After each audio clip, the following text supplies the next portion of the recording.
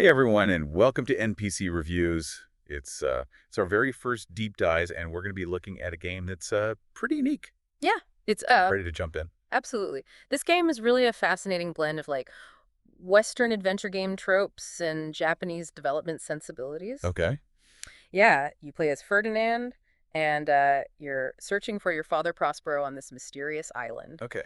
And the way the story unfolds is, Hold on, you're already piquing my curiosity. oh, good. So it's not like those classic adventure games where you're like constantly bombarded with exposition. Right. So how does Book of Watermarks tell its story? Well, imagine you're exploring the island and you stumble upon one of Prospero's lost books. Okay. And these books aren't just plot devices, they're keys to unlocking these incredibly detailed video lectures. What? Yeah, and they cover everything from astrology and mythology to like cooking, even. Wait, so it's like a game and a crash course in random knowledge all rolled into one. Pretty much. That's wild. Yeah. And you said these lectures are video, not just text dumps.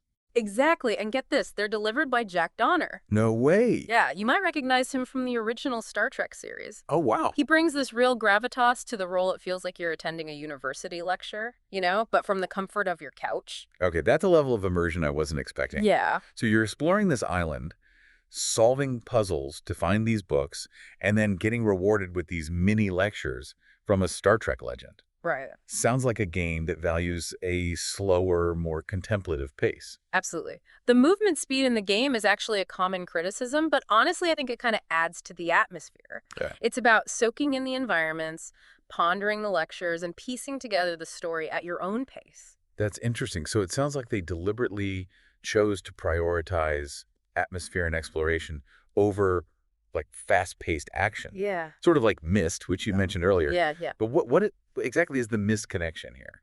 Well, the Book of Watermarks shares a lot of DNA with Myst, particularly in terms of its visuals and the overall vibe. It's got those beautifully pre-rendered backgrounds, a very quiet, almost eerie atmosphere, and a heavy emphasis on puzzle solving to progress. Ah, I see. So it borrows that sense of lonely exploration and mystery that made Myst so captivating. Right. But with the Shakespearean twist, you said. Yeah. How does that even work? Right. Now, the Shakespearean influence isn't super literal. It's not like you're running around quoting sonnets or anything like that. Right. But the game borrows heavily from The Tempest in terms of its setting, characters, and themes. Okay. You've got this exiled magician, Prospero, who's lost his magical books, and you're playing as Ferdinand searching for him on this secluded island. Okay. And there are definitely some interesting parallels between Prospero's magical powers and the knowledge contained within those books that you find. So it's less about direct adaptation and more about capturing the spirit of the Tempest through the game's narrative and setting. Yeah, I think that's a good way to put it. I have to admit, the whole Shakespeare angle is definitely unexpected. It's not every day you see a PS1 game blending like Western literature with Japanese game design. Right, and that's precisely what makes the Book of Watermarks so fascinating. Okay. It's this unusual experiment that, while maybe not perfect, definitely pushes the boundaries of what games can be. I like that. It's like they took the visual style of Myst, the thematic framework of The Tempest, and then threw in these educational lectures just to spice things up. And did you say these lectures touched on philosophy too? Oh, absolutely. I'm really curious about like the depth they go into with these topics. Yeah, well, one of the lectures dives into Plato's allegory of the cave. Whoa. Yeah, prompting you to consider how our perceptions shape our understanding of reality. Okay. Another lecture explores the mythology surrounding the constellations, tying it back to the game's themes of knowledge and discovery. Oh, It's not just surface level stuff, they really delve into some pretty heady concepts. wow, that's amazing. It sounds like the Book of Watermarks wants you to like engage with these ideas on a deeper level, not just passively consume them. Yeah. It's almost like you're trying to weave a philosophical undercurrent throughout the entire experience. Exactly. And this is all delivered through these incredibly detailed videos with Jack Donner's commanding presence. Wow. It's really unlike anything I've ever seen in a game before. That's awesome. Yeah, I love it. I do too. Makes you question what a game should be. Totally. It's refreshing to see a game that dares to be different. Yeah. That prioritizes learning and exploration over like those typical video game thrills. Right. But speaking of exploration, how does the game actually play? What are the puzzles like? Well, the puzzles in the Book of Watermarks are interesting. They definitely lean more towards observation and item finding rather than complex mechanics. You'll be exploring the environments, looking for clues, and using the items you find to solve puzzles and unlock new areas. So it's not going to give your brain a hardcore workout like some of those infamous Myst puzzles. Not quite. Some players might find the puzzles a bit too straightforward, especially if they're veterans of the genre. Right. But I think they fit the overall tone of the game, you know? They're challenging enough to engage you, but they don't distract from the exploration and the lectures, Yeah. which are really the heart of the experience. I can see that. It's like the puzzles are there to guide you through the world and uncover those hidden nuggets of knowledge Right. rather than being the main attraction themselves. Precisely. And that's where the game's unique structure really shines. It's this constant interplay between exploration puzzle solving and these thought-provoking lectures. You're not just passively consuming information, you're actively engaging with it, connecting the dots between the game's world and the concepts presented in the lectures. That's a really cool approach. It's like they've woven this layer of intellectual engagement into the very fabric of the gameplay. So we've got the Myst-inspired visuals and puzzles, the Shakespearean themes, and these philosophical lectures. It's almost overwhelming how much this game is trying to do. But did it all come together successfully? Did this ambitious experiment actually work? That's the million-dollar question, isn't it? And the answer, unfortunately, is not entirely. Oh, The Book of Watermarks, despite its unique premise and ambitious design, wasn't a commercial success. oh no. It kind of faded into obscurity, becoming one of those hidden gems that only the most dedicated gamers ever stumble upon. That's a shame. But I can kind of see why it was released on the PS1. Right? A console known for its action-packed games, not exactly a breeding ground for philosophical exploration-heavy experiences. Right. It was a bold move releasing such an unconventional game in a market that wasn't quite ready for it. Yeah, but even though it wasn't a commercial hit, I think there's something really special about the Book of Watermarks. Yeah. It dared to push boundaries, to challenge the conventions of what a game could be. Absolutely. Right. And it paved the way for later Japanese games that successfully blended Western adventure game elements with visual novel storytelling. Right. Games like Hotel Dusk and Last Window owe a debt to the Book of Watermarks, even if it's a forgotten one. Wow. They took that core concept of a slower-paced, narrative-driven experience and refined it a wider audience.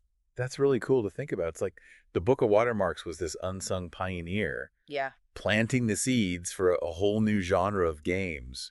right. And even though it didn't achieve mainstream success, its influence can still be felt today. Exactly. And that's part of what we're trying to do here at NPC Reviews. We want to celebrate those games, the ones that might not have won awards or topped the charts, but that offered something truly unique and thought-provoking. It's all about appreciating the artistry and innovation, regardless of commercial success. Because sometimes the most overlooked games are the ones that have the most to offer.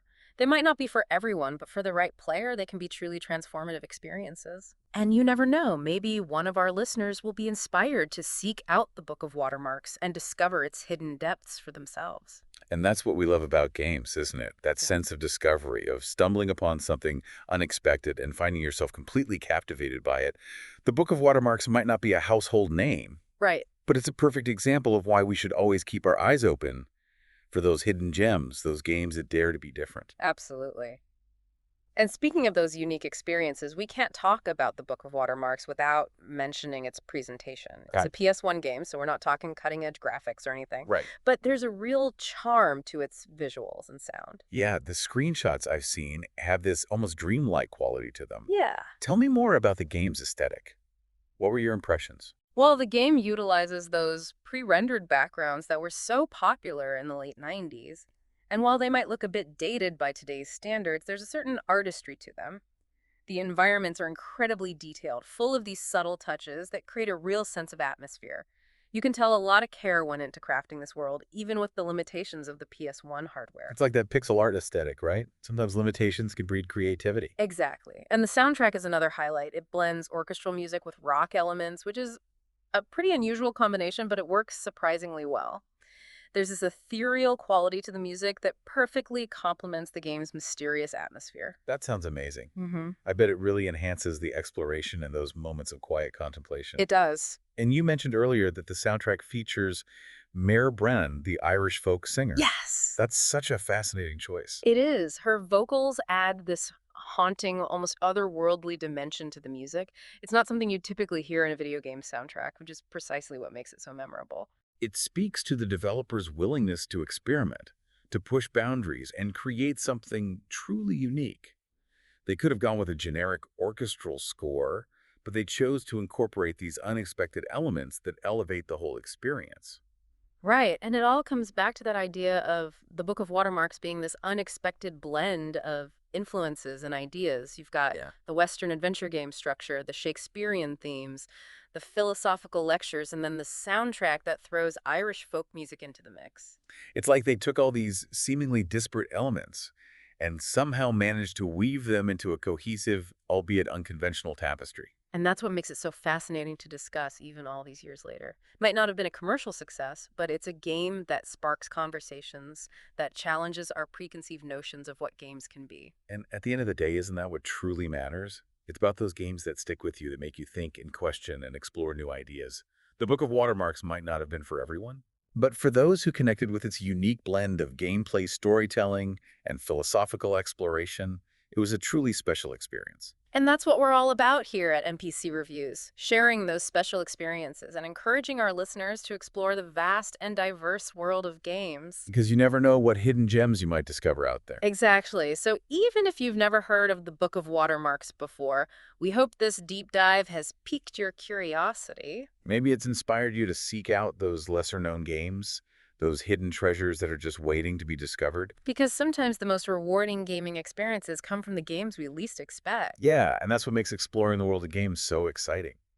You know, It's true. there's always something new to discover, something that challenges our expectations and expands our understanding of what this medium can achieve. It's true. And that's really the driving force behind NPC Reviews, you know? We want to share that sense of discovery with you, our listeners. To open up these worlds, spark conversations, and maybe even inspire you to revisit some of your own gaming experiences with a fresh perspective. Exactly. We're not here to tell you what's good or bad, what deserves a 10 out of 10 or a must-play label. Right. We want to dive deep into these games, Huh. uncover the fascinating details, and let you decide if it's something that resonates with you. Because ultimately, the best way to experience a game is to play it yourself. So go out there, explore, experiment, and discover the games that speak to you. You never know what treasures you might find hidden away in the corners of the gaming world. Well said. Hey, And speaking of discovering treasures, that brings us to the end of our very first deep dive here at NPC Reviews. we hope you enjoyed this journey into the world of the Book of Watermarks. It was a fascinating game to explore, and we hope we've piqued your curiosity to maybe seek it out and experience it for yourself. It's been a blast unpacking this hidden gem with you all. But before we sign off, we want to hear from you. What are some of the games that have surprised you, captivated you, or just stuck with you long after you put down the controller? Share your thoughts in the comments below, and let's keep the conversation going. We're always eager to hear about the games that have left a lasting impression on our listeners. Because at NPC Reviews, it's all about the community. It's about sharing our love of games and discovering new worlds together. So join us on this journey. Subscribe to the channel, hit that notification bell, and get ready to dive deep into the world of games with us. Until next time, keep exploring, keep playing, and keep those controllers warm. See you in the next deep dive.